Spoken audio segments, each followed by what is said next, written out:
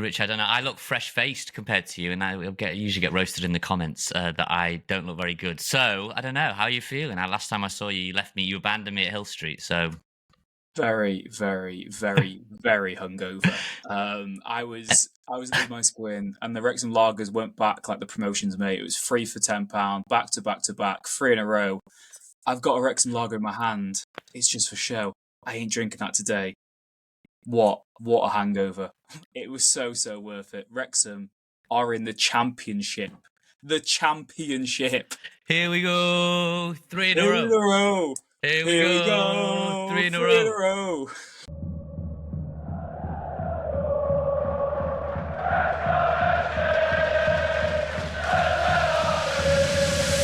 Rob Ryan Red.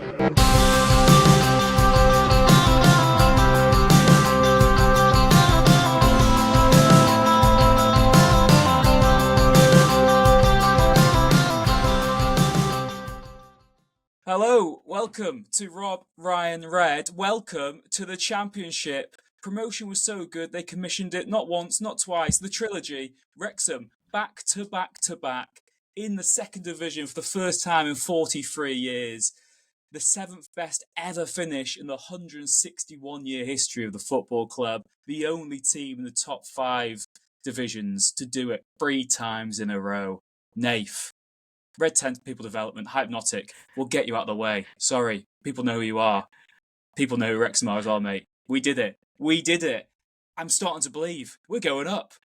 I believe I told you. I told you and anyone who watches this, I was supremely confident, and then I let myself down because I downgraded that to confident, and by about 10 minutes into the Charlton game, I was uber confident because we've produced, right? What did I say about we get it right more times than we get it wrong? And I was able to be at Phil Parkinson's press conference on Friday, one of about 4 or 5 people there.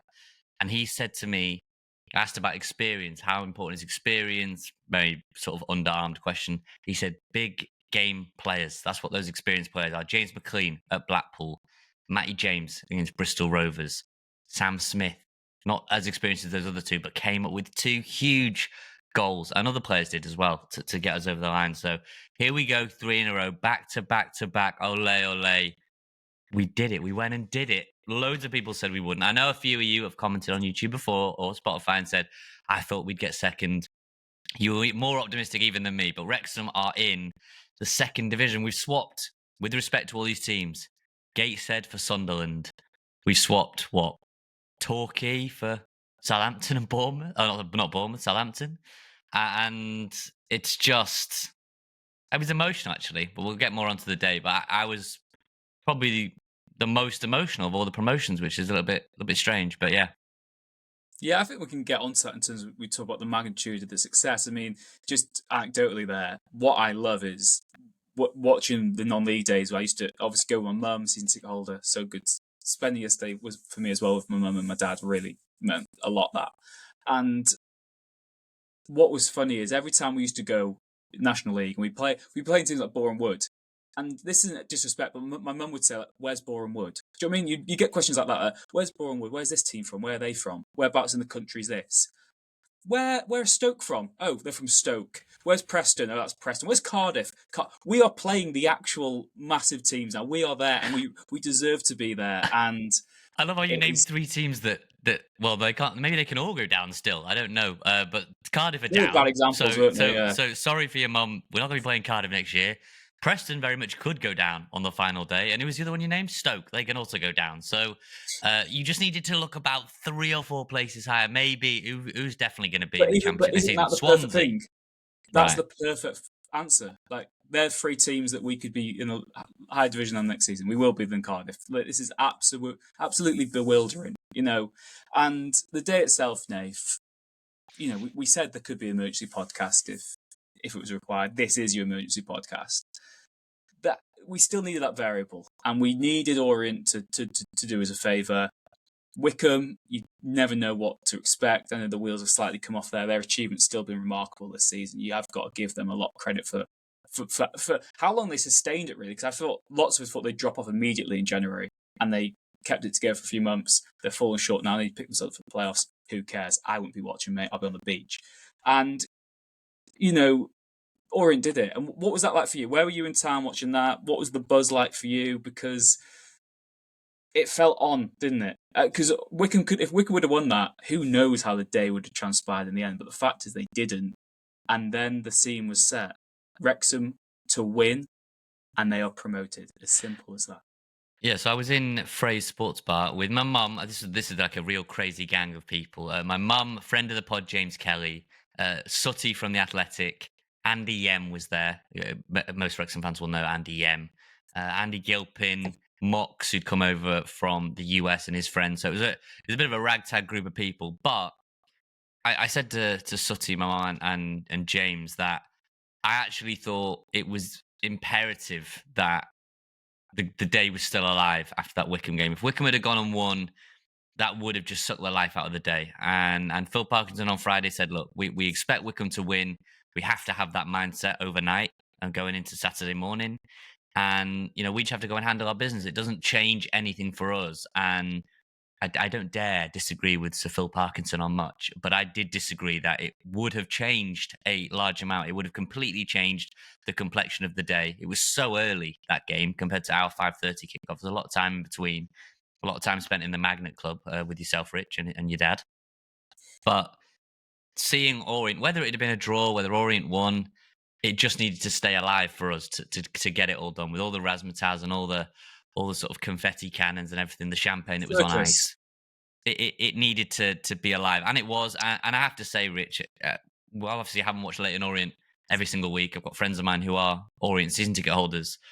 They are a very good football team who started incredibly slowly, but they are one of the best teams I've seen consistently in the division this season. They are a danger. If you're in the playoffs, I know Charlton have had a very good season. I know Stockport are a very good team. Wickham have obviously had a great run. You wouldn't want to play Leyton Orient, I don't think. I think they're a very good team. And yeah, like I said, when that happens, then the scene's set. Wrexham, home game, win, and you're in the Championship. As simple as that. There's no more variables, no more tangibles, no checking your phone to see what the other scores are. It's done. Win, and you're up. And there was no surprise when the team news dropped. There was the good march as well. We kind of missed the march, didn't we, going into town, but we were sort of the tail end of that. And the buzz. There was more people walking on the road to the ground than there used to be in the stadium itself when we used to go watch Wrexham regularly in non-league. And just the magnitude of the day really sunk in then. And even when you're playing a team like Charlton Athletic, a team who's been in the Premier League, they've had their huge highs in their own history, a very big team. But it was Wrexham at home, and what we were saying pre-match, Nathan, I don't want this to be cocky in hindsight, was, well, we're worried about Charlton because they're a very good football team, but if you look at the table, there's a reason why we're above them. And we played so well at home against Birmingham, should have won that. We beat Stockport. That was a scrappy game, but we did it, and we've had this knack. What followed was arguably the best performance of the Phil Parkinson era, because you mentioned earlier the experience. That's his transfer policy shining through. I know we want to see look, two aspects to this. If I was on Football Manager or FIFA, I'd say it's very unrealistic if a team got 3 promotions in a row. I'd say, well, that's just killed the realism straight away.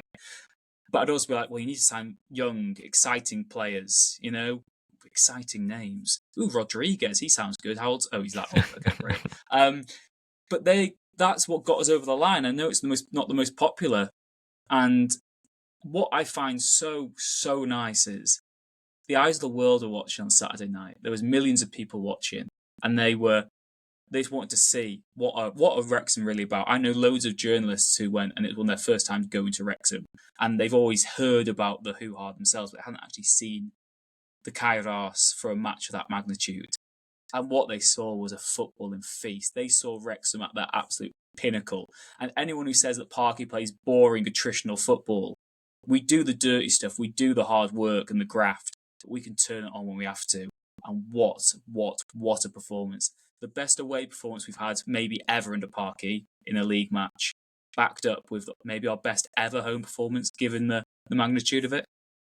Yeah, in terms of pure performance, it's right up there. I still think in terms of the spectacle, the day, the drama, I don't think you'll ever beat Notts County at home. That was a perfect, if you come out on the right side of it, a perfect football match in every sense. You know, the occasion. I know that wasn't a run on the pitch, but that had everything for me, and I've made peace with the fact that that will probably never be topped as an individual football match.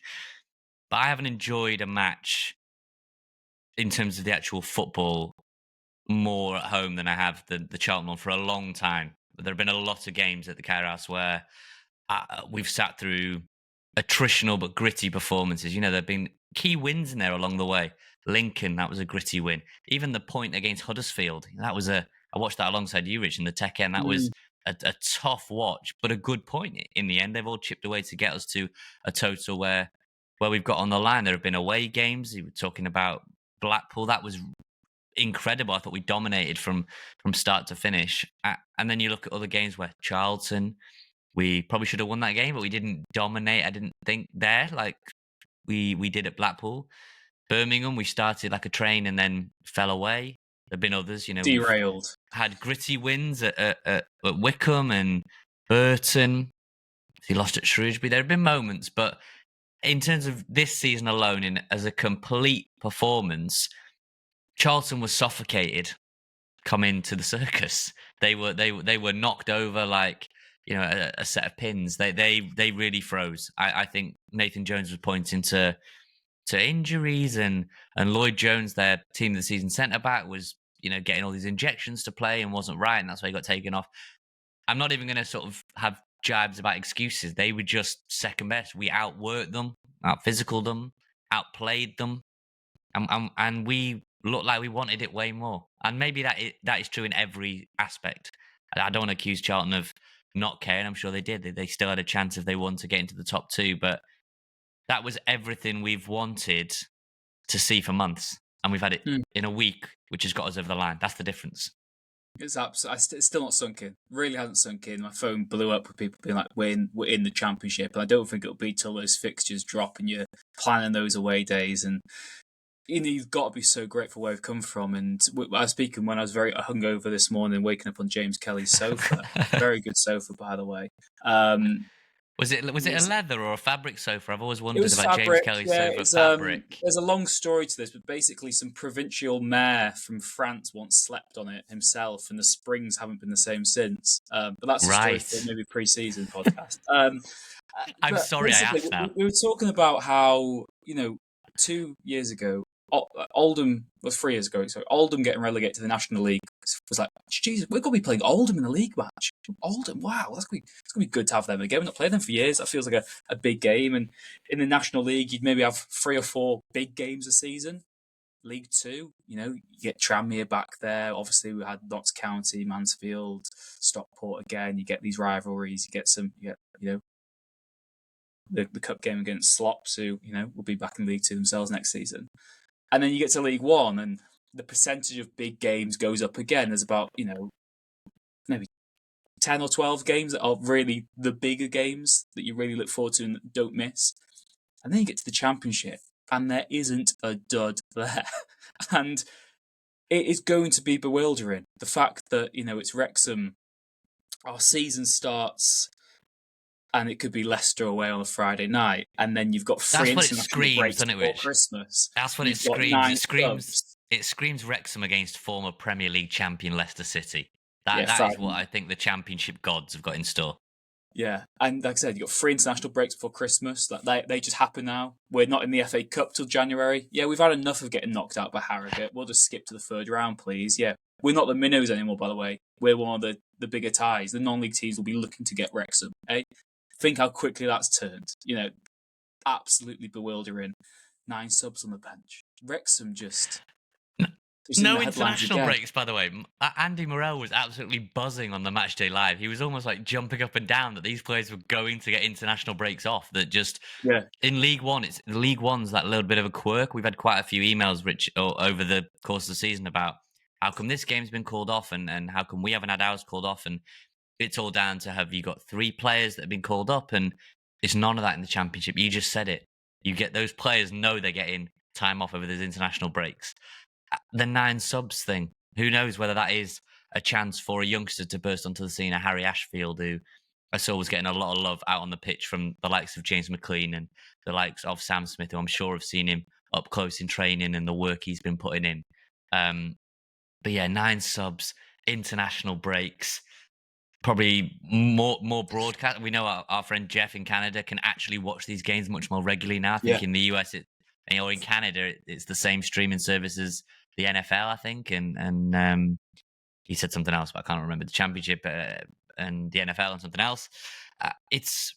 And we're one step away from the Premier League. We are one step away. Imagine saying to a sponsor now that goes, "God, we're a little bit late to the Wrexham bandwagon, but we might be able to get on for the final destination, or for the penultimate destination, and to get to There's the there's Premier a lot League." of stations left yet. Don't you worry about that. It's that will come. Obviously, in the summer we'll be doing very extensive pre-championship podcast, looking at all the facets, maybe of the financial side. We'll do one on the squad rebuild, what our dream transfers would be for the championship. Before we maybe get onto that chat, which we'll do a little bit on towards the end of the podcast, then the match itself as well.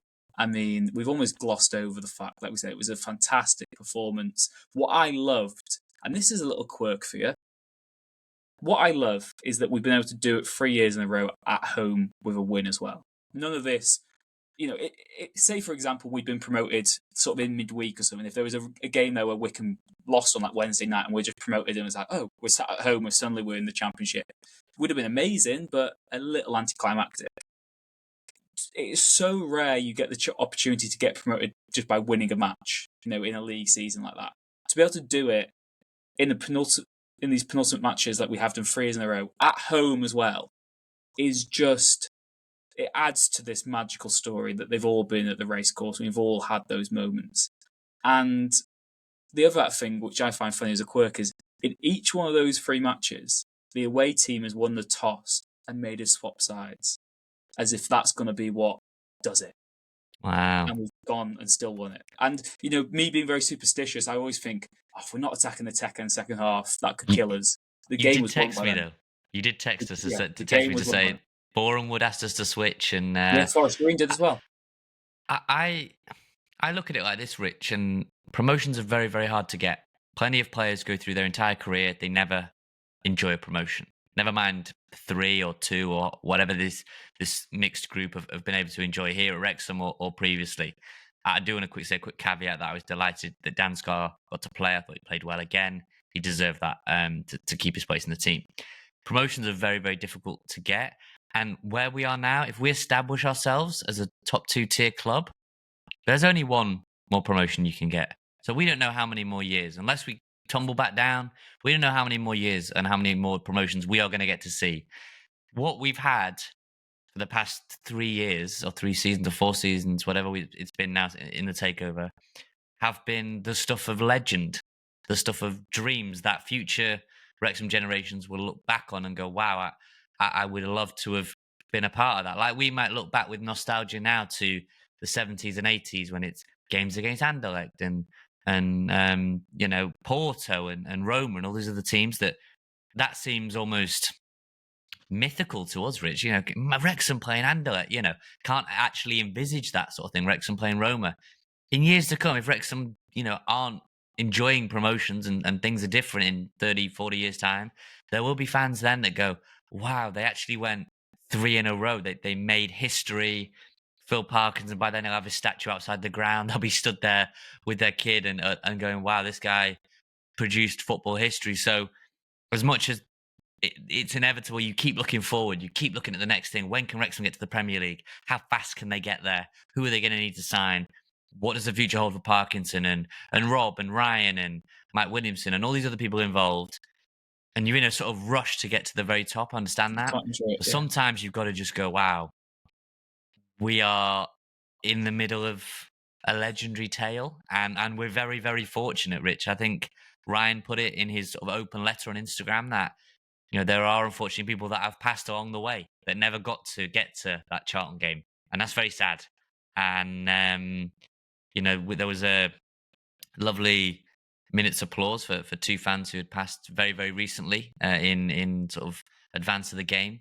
And that gave me a lot of pause for thought that we're very, very lucky that we are around at this era where, you know, this is as good as it has ever been for many fans of the club of a certain age. So, you know, shouldn't ever take that for granted either. That was my thinking as I was sort of stood next to the pitch. Like I said, seventh in the top 7 ever finishes in the club's 161-year history. And you made a good point there that even that this season, like it'd been amazing getting back to League One. And from the era of supporting Wrexham that we were in, we've obviously seen them in League One before, but then we never really challenged for promotion from League One, and it was just a downward trajectory. And most of my time watching Wrexham was as a non-league football club. So getting back to League One for me, on a personal point of view, always felt massive. That felt like this is where we belong. This is the level I want to see Wrexham at. But we were always caveated by the fact that we have achieved better in the past. We've been to the second tier before. We've had a spell there, and that was always the pinnacle. And there was almost that, but we have had it better. Next season could be our best ever league finish, hypothetically.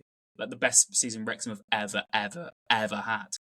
These are the golden times, and you've got to just enjoy it, man. It's just, I just cannot comprehend. I'd love to listen back to one of our first podcasts and being like, where do you think we'll be, in a few years' time? Championship maybe, or that seems like a fever dream, maybe in 10, 20 years. And to put into context what you said there as well about promotions, I just looked it up then because my old boss in my first job, she was a Rochdale season ticket holder.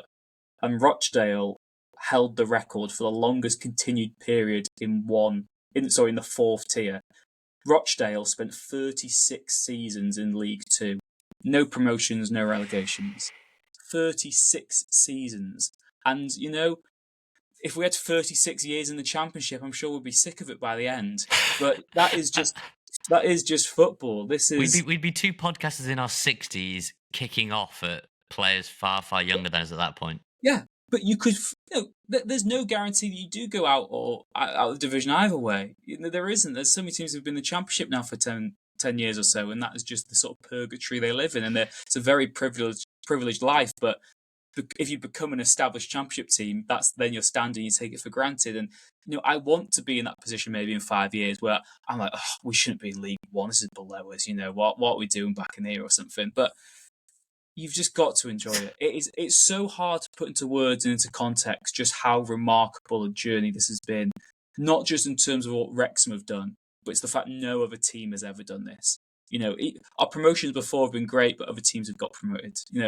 Every team has basically had promotion. They've had that ecstasy, those moments. No team has ever done it like this. Like I said, if this happened on FIFA or Football Manager, you'd say, well, that's unrealistic.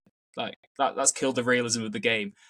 To actually do it it's unfathomable, mate. It's Rich, before we go to a break, what I wanted to read, you were talking about last time we were in League One and when we went down from League One, which was 2004, 2005, so 20 years up to taking us to 2024, 2025.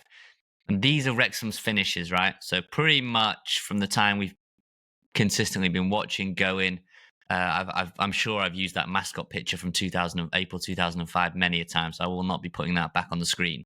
But 2004, 2005, Wrexham relegated from League One. 05-06, a 13th place finish in League Two.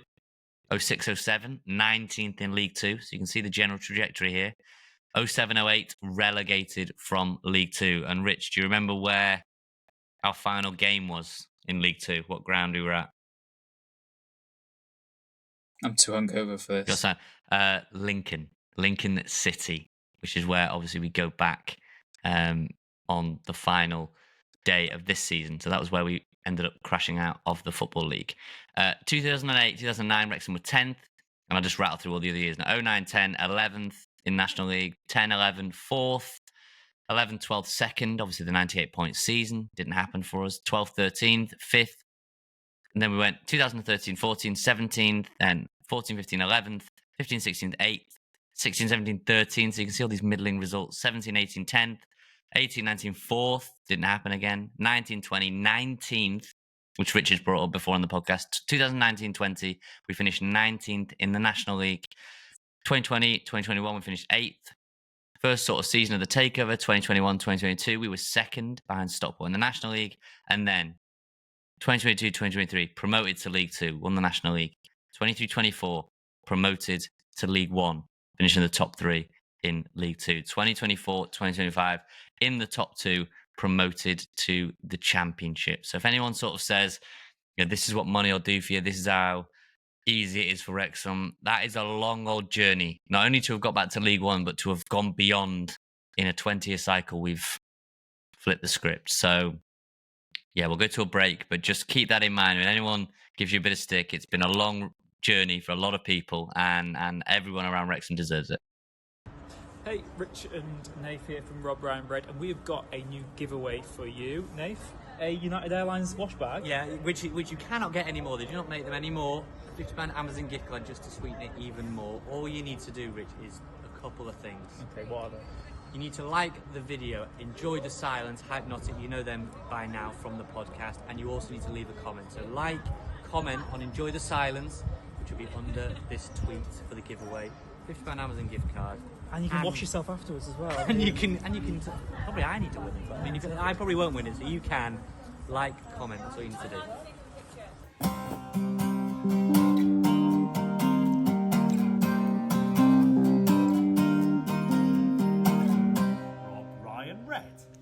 Right, Rich, let's just get on to actually dissecting the game then, because you said about switching round, so it was going to be the tech end in the first half.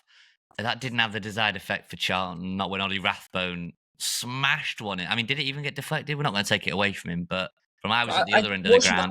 Back to there, thought, if the deflection off Sam Smith, is that a hat-trick? Did he claim it or not? I don't think he did. He didn't claim it. Good. Seemed to touch him. But what really set the tone for me, though, was in the first minute, where Charlton had the ball at right back, and Jay Rodriguez slid in, blocked the clearance, went into the Mould Road, and it just gave everyone this lift. And like we said, on a day like that, you can't single out individuals because everyone was a 10 out of 10. Everyone was sensational. They were superb. They did their jobs. But what I did love seeing was those players who have been a bit maligned, a bit criticised this season.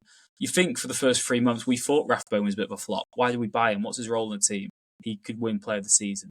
That's not out of the question, given the importance of his goals as well over the last weeks and the way he's done it. We still think, personally, we both think Max should get it, but I know there's lots of different opinion out there. I think Ollie Rathbone's probably the closest contender to get the trophy. Otherwise, I'd agree with that. Matty James's pass for the second goal is exquisite. Sam Smith, the goals he's scoring anyway. There was questions of why are we buying this guy when we've got Mullen and Palmer? Why are we buying this guy when we've still got options that aren't being explored?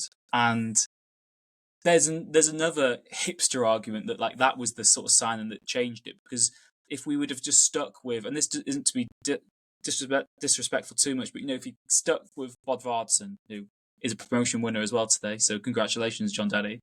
If you stuck with sort of the players we already had, that probably wouldn't have been enough to get us over the line. Like Sam Smith, I know he's not scored goals every single game, but you think of the winner at Reading, you think of the goals against Charlton, and just the way he's really set that new standard in attack. The back line was superb, and Dan Scarr, to be out on the periphery for so long, getting odd minutes here and there, and then to come into the lineup for 2 massive games and play the way he did. What a model pro. And again, it just shows that Parky signs the right players. He doesn't sign these mercenaries who want a last payday. He signs these players who, they might be old, but there's a reason why they're still so sought after, because they've got that experience. They've got us over the line.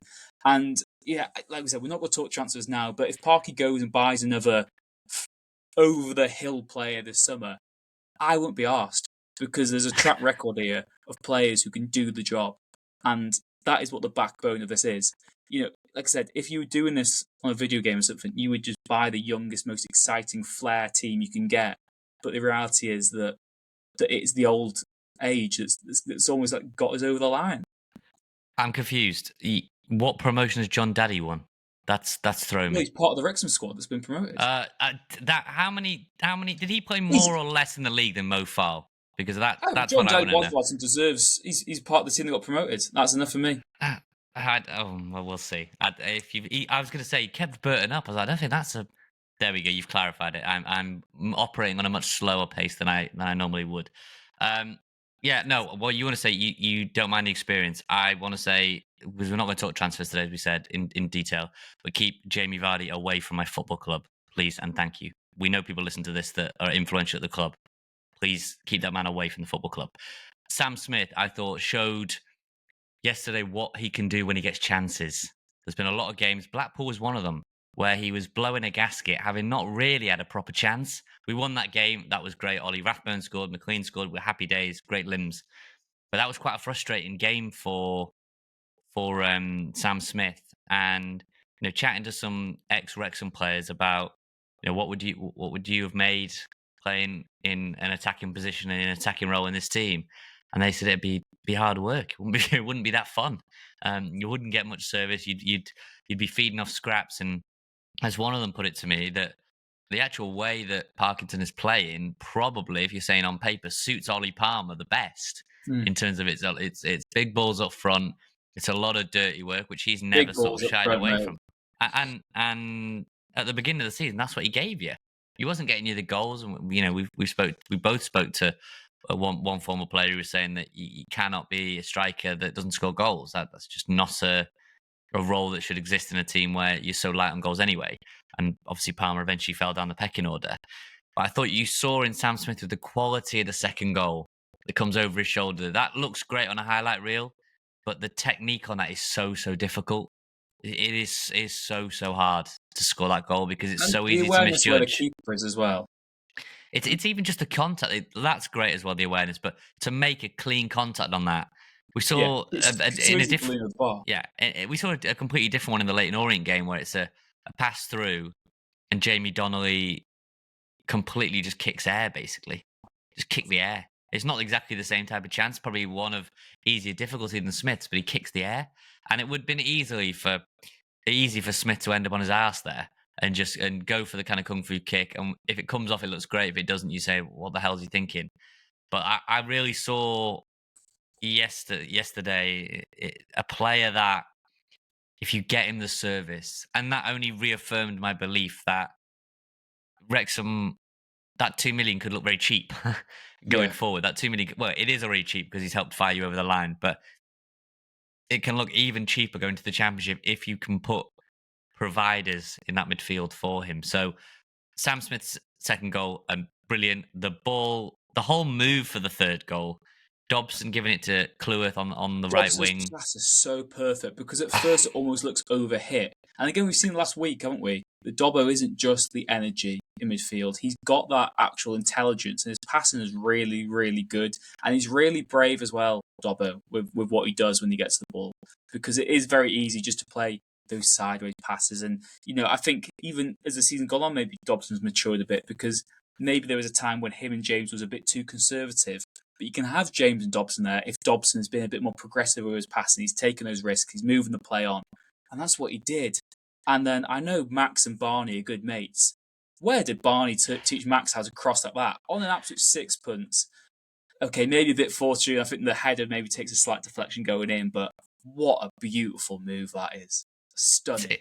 And that was the moment, Nate. I'm not sure what you. That was the moment when even I was like, this is happening. This is happening. I mean, I thought it was happening at 1-0. Never mind 3-0. By that point, I was already celebrating. I think you just saw from that first goal that Charlton were just not gonna go. They were just gonna get blown away. We've said a few times, Rich, just take that handbrake off. That's become a bit of a boring phrase of people of late. Take that handbrake off and blow a team away. Before that Bristol Rovers game, I said just overwhelm them early because they won't recover. And Charlton didn't recover. Once we'd overwhelmed them, getting that first goal, that Rathbone goal completely shook them, I felt. And after that, I thought Tyrese Campbell was a good player for them. I did like him a lot. I thought he looked dangerous on that left side for them. But really, I don't think Arthur made I would say the top draw save. I didn't think. No, I agree with that. What I would say, though, I would have been interested. Thank God I don't have to see this anyway. For experiment, there was that chance at the end of the first half where the guy cut in and Arthur saved low with his knees. It was quite a tame shot at 2-0. 2-1 going in at half time could have changed the dynamic a bit. And to prevent to Charlton, they count the blocks flying. And about a minute into the second half, they had that chance in front of the tech end that I think Scar blocked maybe. It was a really good chance. They had like a goal mouth scramble. And again, if that goes in, but it didn't. And to talk about heroic defending, even the last kick of the bloody match, Dan Scarr puts his body on the line to deny them a consolation goal that would have maybe just taken the icing off, killed one of our clean sheets. What a block! What a player! What a man! Yeah, I will say, just to go right across that back line. So to stay on Max for a second, that cross, I know it's one moment in isolation, and it's a brilliant assist, a brilliant header. Sam Smith, great, he scored 2 goals. Max showed again yesterday 2 things: why he's the undisputed player of the season. I think he's getting assists, goals, clean sheets. He plays almost every game. He's fabulous. That was obvious. He underlined that for me in that win on Saturday. But it also showed me that it's only a matter of time until Max plays in the Premier League. It would be great if it's with us. That would be amazing. But for me, there's less and less doubt. I've got so little doubt now in my mind. And this isn't even a supporter bias. This is just someone who watches football regularly. I know from what I've seen, there are players, Max can play at that level. There are players that I don't think are as good as an all-round modern-day defender than Max right now at the bottom end of that Premier League. He's a young player that is only going to get better. And I guarantee you in the Championship that he will be scouted regularly by these teams.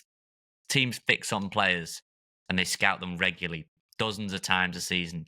And I can tell you that if scouts are heading to the racecourse, many of them will be for Max next season because he's just a fabulous footballer. Technically great in the air.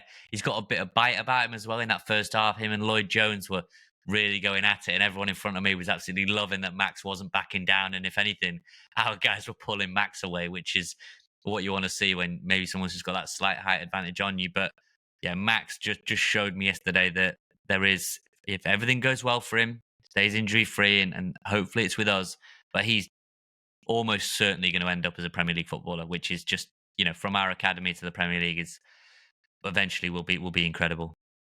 And again, that is the perfect part of this story. It's that traditionally we used to lose our best youngsters. They'd either go to different academies in the first place, or once they made a couple of appearances for the first team, they'd get poached, they'd go elsewhere, and we just couldn't hold on to them. That was the difficulty. Or they'd either outgrow us, or we'd outgrow them. And the academy used to be the backbone, the beating heart of the football club. We had to sell players, to survive. And every summer it was, we've got a Neil Taylor sell-on clause, we've got a Danny Ward sell-on clause. When's this going to happen? Max Cloworth, now, for him to be our best player, and the fact that he's not a player we bought, that basically tells you why they bought Wrexham, because this is a fantastic football club with a fantastic academy that was neglected, and we lost, and so many cuts back at academy and grassroots level, and we were the best young players from North Wales weren't signing for Wrexham.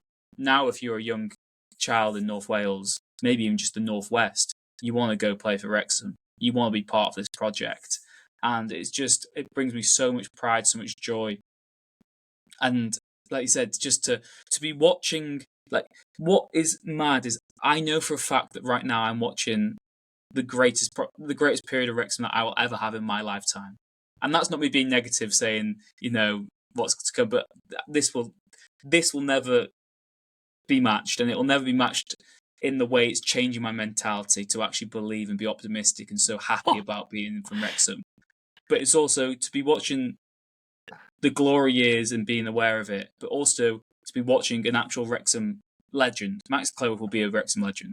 He will be right up there. He'll be a future captain. Hopefully we can keep hold of him and he can get us another promotion. But what he's achieved, it's only maybe, like you said, once he goes on to better things that you'll realise what a special, special player he is. Talking of the back line, it was put to us by friend of the pod. I'm just going to name him because he said it with chest yesterday. Friend of the pod, James Kelly, thinks that it is not beyond the realm of possibility that Lewis Brunt one day plays for England. So that's how giddy we were in the Mice Squint after the match. Get him on the plane, Thomas Tuchel. But I think I might have said it a while ago. There was a coach that worked with Lewis Brunt at Villa. And one night at a game I was at, we were just chatting about Wrexham, and he was asking how Lewis was getting on. And he was in and out of the team at that point, and we weren't sort of sure whether he was. ahead of Tom O'Connor, and obviously Tom O'Connor's had championship interest in the past, and et cetera, et cetera. I think you've seen in the last couple of games, particularly against Charlton, I thought you saw why Lewis Brunt can get better the higher up he goes, which seems a bit of an odd dynamic. You think, well, it's easy competition. It's not. It's less about the competition and more about the style of the fight, almost. And I think a more technical game is where Lewis Brunt will look a better player. And that's not to sort of denigrate his performances too much and diminish them.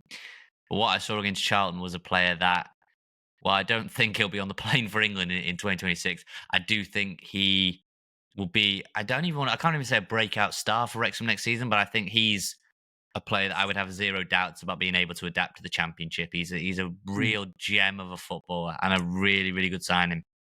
Yeah, I mean, I suppose that, again, for the kind of quirk that we'd maybe say to people who are not as aware of sort of EFL and the football pyramid in the UK anyway, is that kind of the higher up the leagues you go, you get more time on the ball, more progressive football can flourish, and the physicality is maybe slightly less important. I think technique and technicality becomes the key differential, really. There's not to get promoted from the Championship, you have to be a technically good footballing team more often than not. You need skillful players. You need sort of difference makers. You need stars. Yeah, which is, I think that there's a real importance on that in terms of individual flair and technique for the next step. That's why, we said this in non-league, and particularly after we had the Sheffield United and the Coventry games in the Cup, that look, we had a team that was actually playing better against the higher division teams because they gave us that space. The physicality was less important. It meant that when we went to Coventry, you could play a team that wasn't maybe our technically best team in a way, oddly, for that game. Maybe not our most physical team, sorry, I meant to say. You had Dolby up front. You maybe would have gone Palmer instead of him if you wanted a bit of rough and tumble. You had Hall Johnson playing. Even like O'Connor, who wasn't always... And I know he was playing a lot of that time, but it allowed him to flourish as a proper footballer rather than having to do the nitty-gritty. And it's going to be fascinating. Like I said, we'll get onto that at some point, what the changes we have to make and how far away we are from it.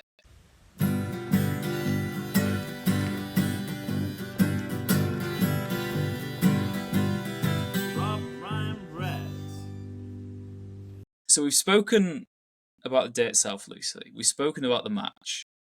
For me, like I said, when the third goal went in is when I believed. I know you'll say the second it kicked off, you were like, yeah, we're promoted, get the T-shirts printed. How did it feel for you when that whistle went? Because I was just lost for words. And like you said, in terms of the actual promotion, I don't think anything will ever beat Boreham Wood for what it meant, because that was 15 years of hurt and pain and a promotion I never saw coming or possible because we've been hurt so many times. Last year's was slightly anticlimactic because it just felt like it was achievable. That I felt, yeah, we can get promoted from this league. And we weren't there. Let's be real. We weren't there. Yeah. It was a different experience. We don't need to go over that again. It was just different. This weekend, yesterday when we were recording this, I just can't. I didn't think it would affect me as much as it did. I'd say the Boreham Wood game, I was quite numb after the fact. I didn't shed tears that night or that day. It was like a very numbing feeling. It was like very freeing, as if like finally we've done it. Relief. But there wasn't, I don't know, maybe my tear ducts weren't working that day. It was like this numbness that had took over me. Last year, we weren't there, and so it was just different. We got to have a great day. That last year felt more of a party. It felt like, okay, we are really throwing our weight around, and we are a big fish in this league. We thought we'd go straight through. We did. This isn't a great league. We've gone and bested it basically without winning it. But we got to Crewe. We had a great ding dong up there. We had a lot of fun that day, Rich. I'm sure you that still lives long in the memory. This one, I think. I was emotional, quite emotional by my standards, as I was kind of walking past the ground late at night. So after everything had ended, all the people on the pitch and you're close to the players and everyone's having a grand old time. But as I was walking back to meet my dad and just walking past the ground and looking in at the empty stands and how it had been a few hours earlier and everything, I think all 3 promotions just kind of hit me. It was like, wow, this is sort of what I said before. Like this might be as good as it gets in terms of just that short period. We may never get a window like this, and I don't want to.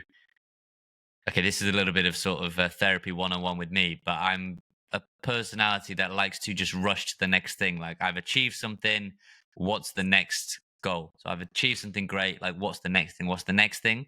I'm not very good at staying in the present and just appreciating. I wouldn't even say the small wins, but you know what I mean. Along the way, along the journey of life, there are lots of wins that you get, and I'm not very good. I've never been good at that because I'm always thinking, right, Premier League and Champions League, and when are we going to win the FA Cup and all these things.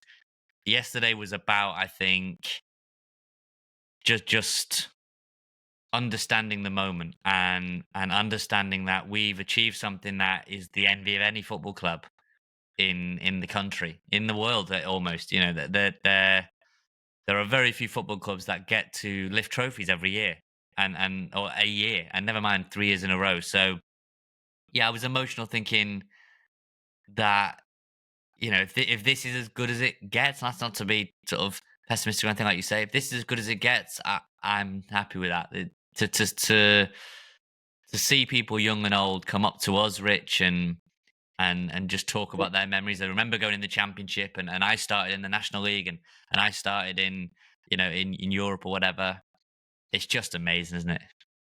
Yeah, it was just the amount of people and that unity of the community, because you know we got to go out to town, we took lots of drunk pictures with people, we just hugged strangers, we partied till the early hours, and it was just this celebration of all of us on this journey, all of us believers. And it's so hard to explain that alien world pre-takeover where you didn't have a season ticket, you just turned up on a gate and chose which game you wanted to go to, you sat wherever you wanted to sit, there was no scramble for tickets. You could be in Wrexham on a match day and people wouldn't even know there's a match going on at times. You know, you park where you want to. Mould Road was quiet, and you know that was because there was so much neglect, and we'd lost that spark, that light, and we'd lost that burning desire. And just to be there with my family, It'll never be like that again, be with my Rich. friends. It'll never ever go back to that. And that's not to say Wrexham can't tumble down.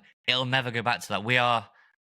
The takeover has completely changed everything about the club forever. It'll never And the be able relationship to it go has back within the to. community and the standing again, and It'll never go back to that. It's intertwined. And you've also now as well got this new generation of Wrexham fans who all want to be Wrexham fans. They want to be as close and connected to the football club as possible. They want to digest all the Wrexham content. They want to wear Wrexham shirts. They want to be a Wrexham player. They would rather go watch Wrexham than watch a match that's on TV that day, or one of these bigger games where you're told it's better because it's in the Premier League. Yeah, we'll be there one day. It's fine.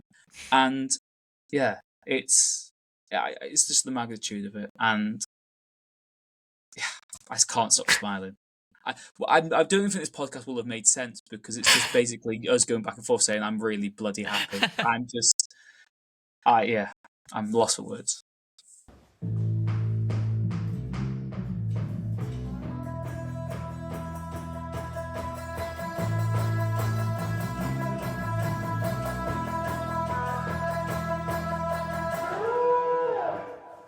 Right, before we wrap it up, because we are going to do another podcast, aren't we, Rich? Which will make a lot more sense, I think, leading into Lincoln. But I did just want to, we'll say 2 things. There is going to be a final segment on Phil Parkinson, but there is 1 game left of the season, which means there is only 1 week left of fantasy football. It looks like we've got a runaway winner in Craig Jones. We will wait and see.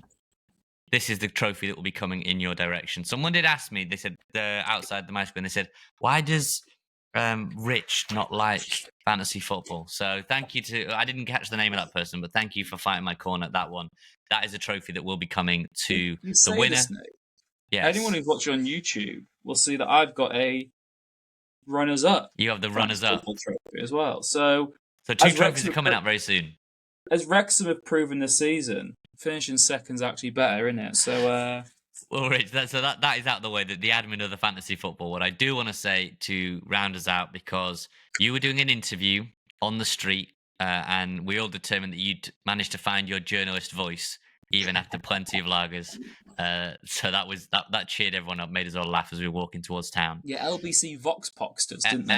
LBC Vox Pops, yeah. And the question that was put to you was, what do you think of Phil Parkinson? Where does he rank? How do you view what Phil Parkinson has achieved?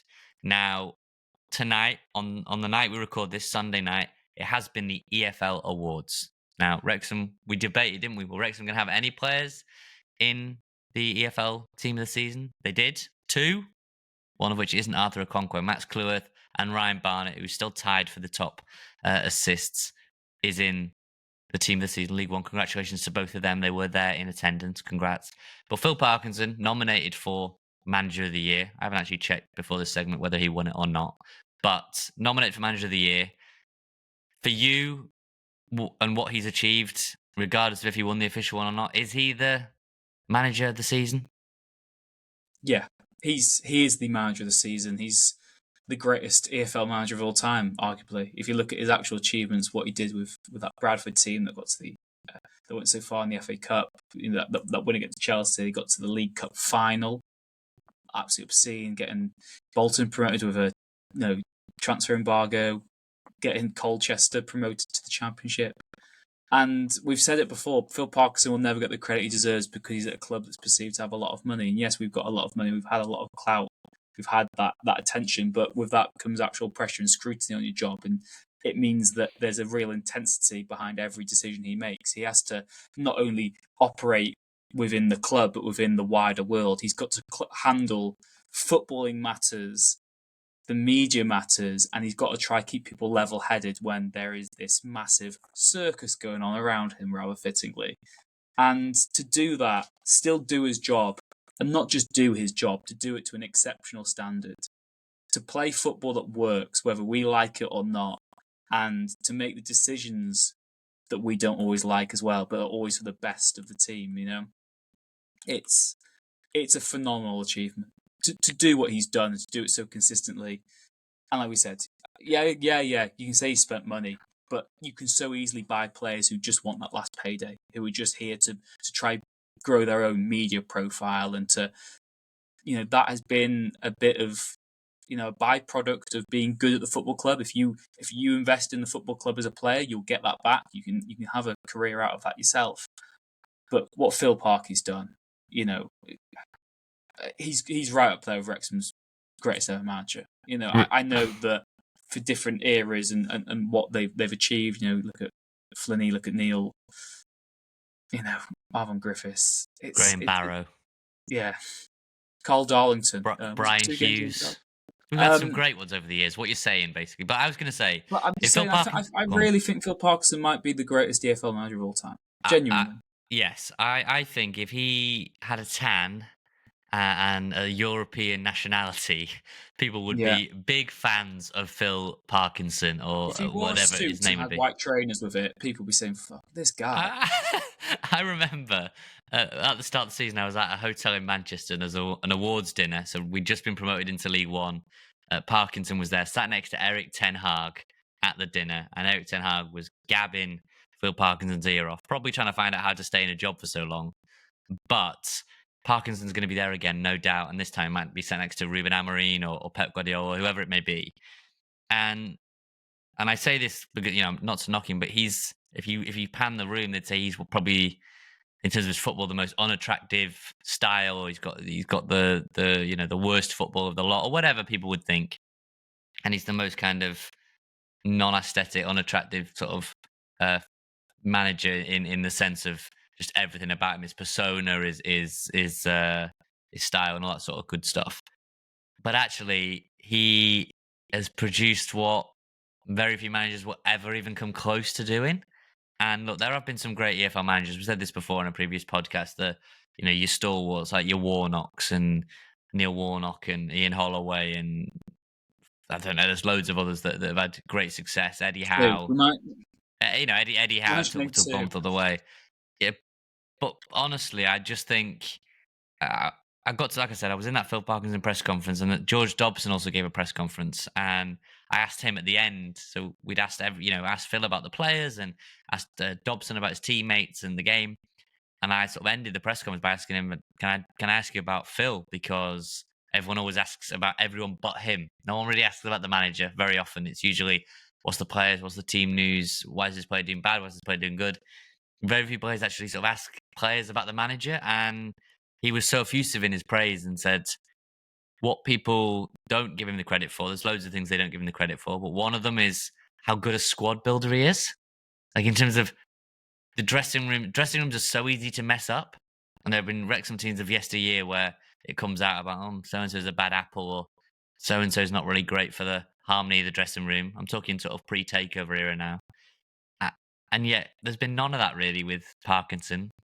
Every year we come on and say, what an amazing dressing room. You get players on, Rich, from previous squads, come on the podcast and say, what an amazing bunch of lads, what an amazing dressing room. And that's seen as cliche, or what else are they going to say? But proof's in the pudding. We've gone and had back to back to back, and that's down to his squad building, and Rob and Ryan's trust to allow him to get the players he wants, and to provide him with Sam Smith in January, with Matty James in October, with Ollie Palmer in that January that we really needed him, with Paul Mullin when Humphrey was in that kitchen to try and get him. Real key pieces that Parky said, this is going to do it for us. And they've done it. So as a squad builder, he's right up there with the best.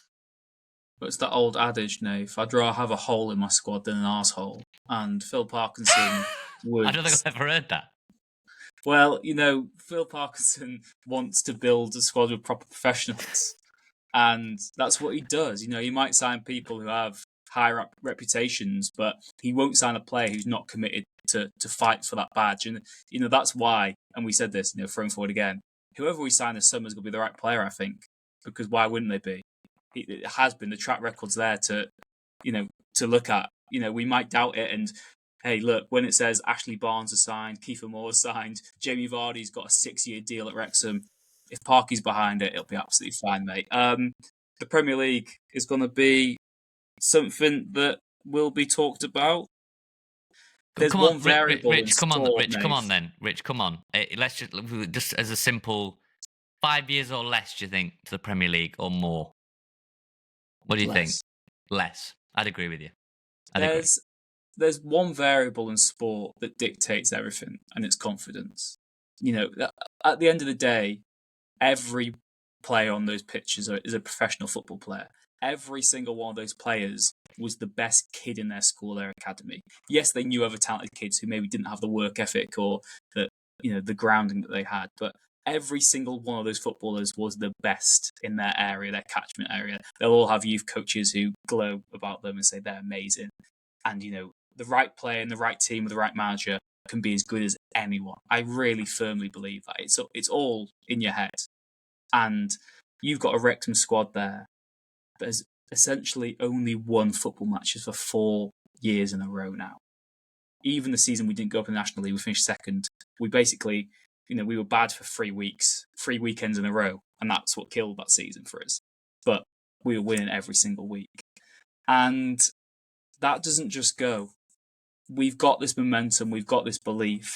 If I look at what's happened in the Championship this season, hey, we're going to have it bloody tough. We'll be losing a lot more games, I do think, than we were used to. But we know how to get performances. We know how to do it. We've beaten very good teams who have, better squads than us before. We've done that. We've closed that gap. We've played so well in those bigger matches against Sheffield United, against Coventry, against Birmingham. You look at what Oxford have done this season. What an achievement that's been for them to go to the Championship and do as well as they had done, because people would have said, look, they will be rock bottom, won't win any games.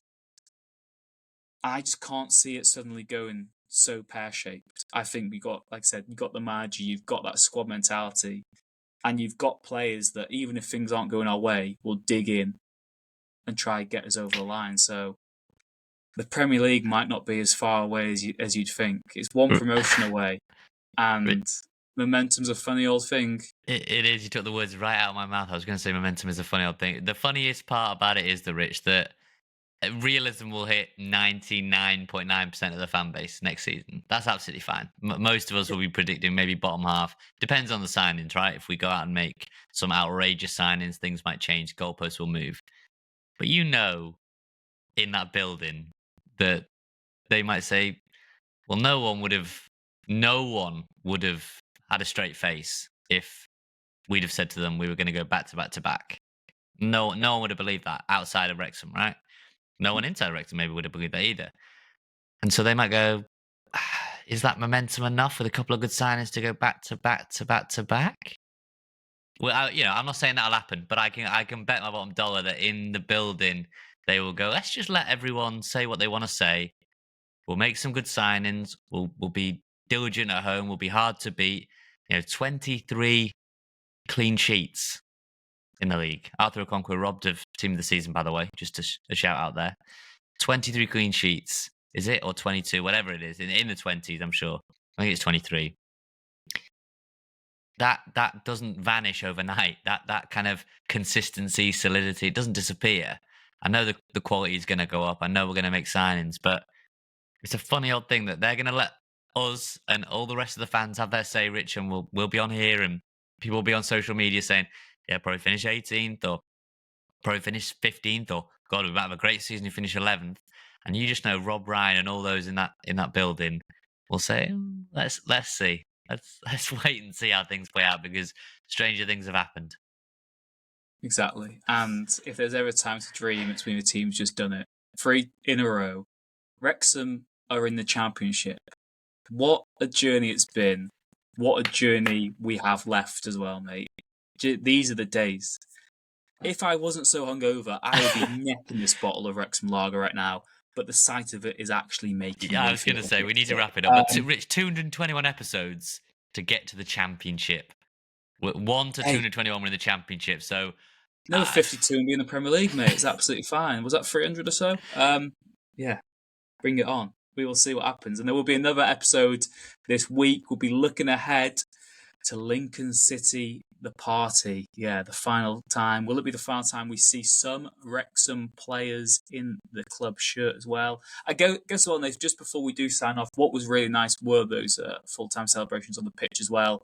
The players being serenaded by the tech end and having their chants sung, and seeing some of those players who we've not been able to enjoy on the pitch in recent weeks, and seeing them with their family and how much it means to them. And from a footballing point of view and sporting point of view, it's very easy to think, that it's the players on the pitch who do get all the credit. But you saw in that YouTube video this week that the day in the life of Ollie Rathbone, just how close-knit the squad is behind the scenes, and people who aren't involved, who aren't making matchday squads, still feel a part of it. And this goes out to every single one of them, every member of staff, everyone who's made it happen, everyone who's contributed, every one of you who's been at any ground or watching online or just backing the boys, making them feel like it was possible. And yeah, we are so lucky to be a tiny part of this Wrexham community. So thank you very much to all of you. Thank you to the whole football club, Nath.